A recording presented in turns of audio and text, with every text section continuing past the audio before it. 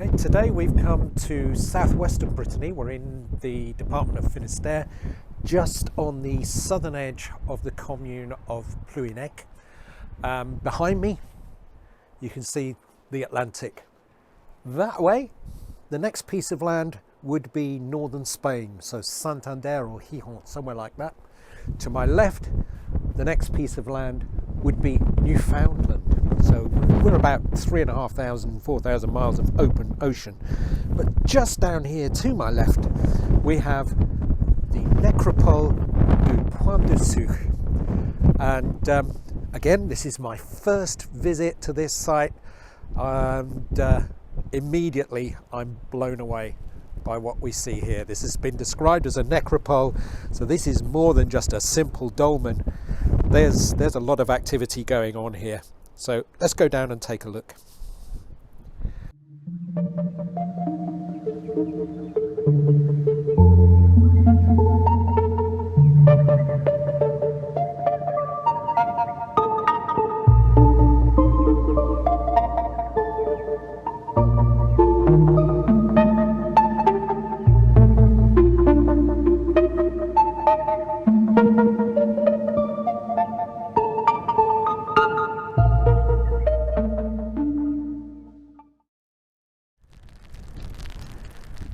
As you can see, the weather has turned very Brittany, but it is mid-November, so I've had to resort to some classic archaeology attire. But let's tell you a bit more about this Necropole du Point de Suche, which is stunning. The area I'm standing in seems to be the first phase of the development of this site, which is a simple burial chamber. But this was quickly added to sometime in the early Neolithic with the construction of a passage grave. And this passage grave is of a type I've talked about before in other videos, with this distinctive P shape. So starting with an entrance passageway, probably with a really low roof as we see everywhere else, and then we move inside into this large, almost circular chamber. Now this chamber probably would have held the remains of several people. We know of one like this in Normandy that had 12 individuals in them, and where we do have human remains, they seem to have been laid on their sides with faces facing the entrance. And of course it comes as no surprise to know that this entrance faces in the direction of the midwinter solstice sunrise.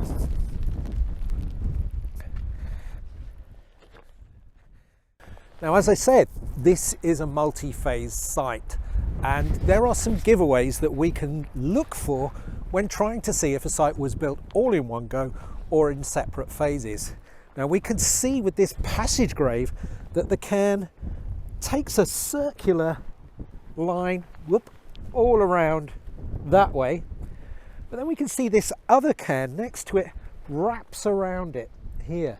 So these clearly weren't built at the same time, and the fact that this one wraps around that one suggests that this is the earlier cairn. So let's take a look at the rest of the site, and we're going to move right to the other end because we'll look at phase 3 of construction at this site. So phase 3 of this site, and we see another design which I've referred to before in other videos as a transepted tomb.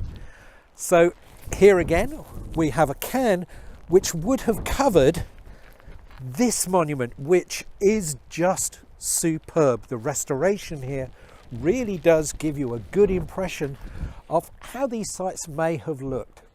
So we have a central passageway, again facing that midwinter solstice sunrise, with 1, 2, 3 and 4 burial chambers radiating off this central passageway.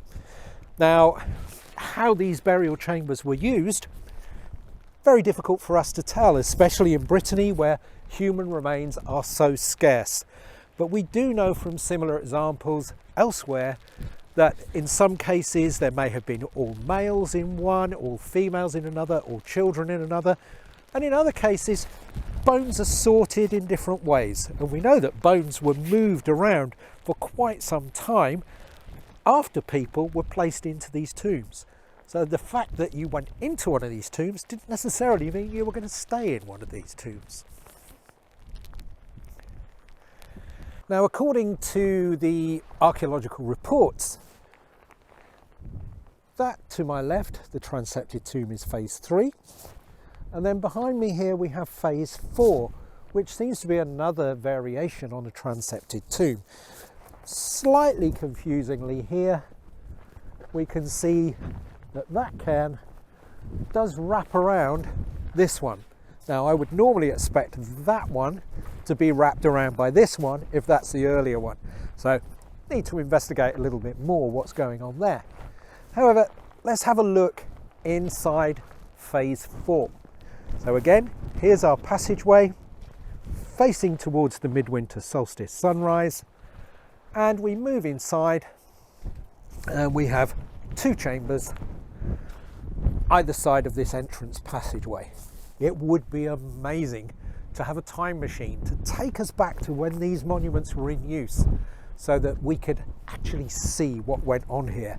But if you're an enthusiast for this sort of thing, this is a must-visit site. It's absolutely super.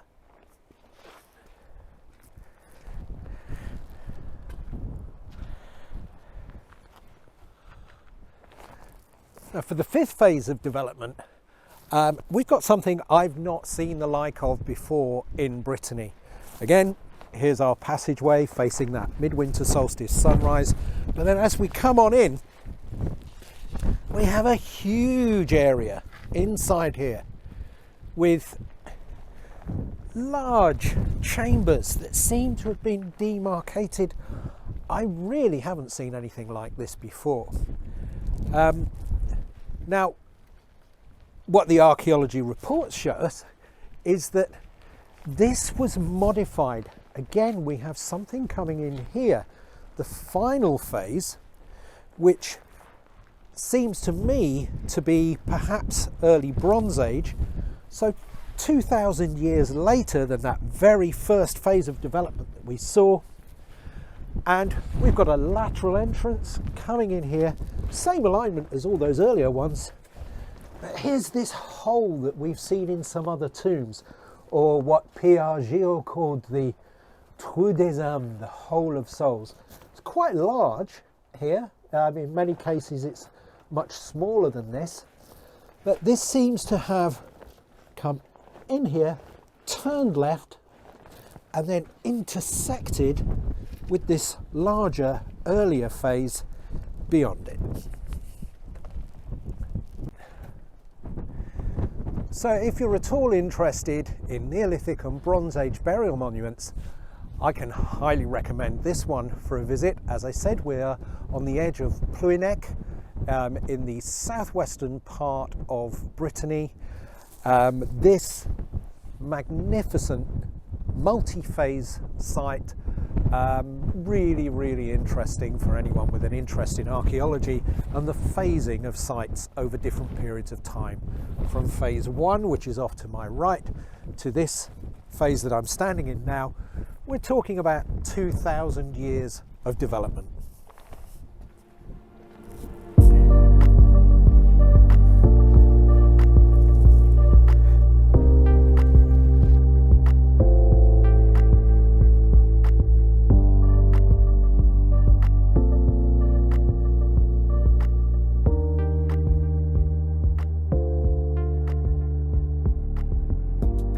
So, what's my overall impression of this site? My first visit, and all I can say is, wow.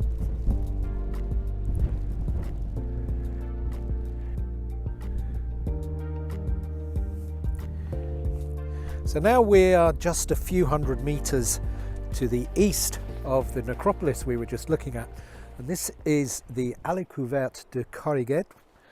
And it's got a few features we've seen before. If we look on the outside here with these smaller stones, we can see a revetment wall that would have held back the cairn of stones or the earth mound that covered this monument.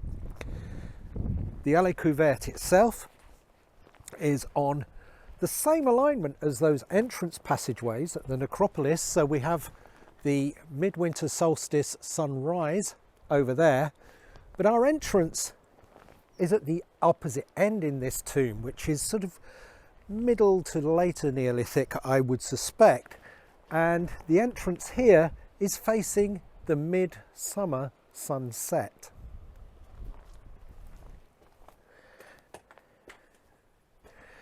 Now this Allée Couverte has a very pleasing boat shape to it. Is that boat shape significant? I'd like to think it is.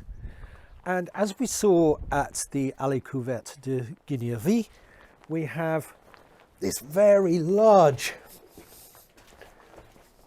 back wall, but something contained beyond it.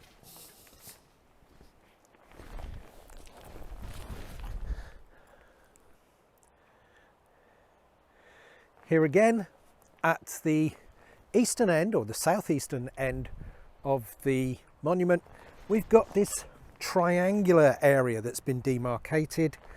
We've also got paving stones.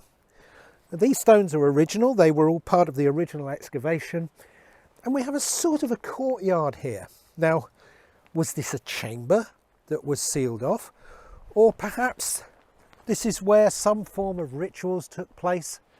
Maybe this was the original entrance, which was then blocked.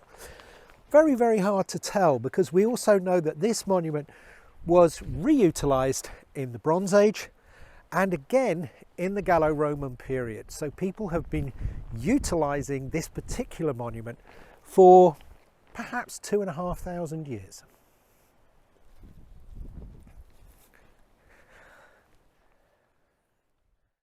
So, as I said, this is first impressions. I've never been here before, but if you're wondering whether Plouhinec is worth a visit, if you ever come to Brittany, I would say definitely yes.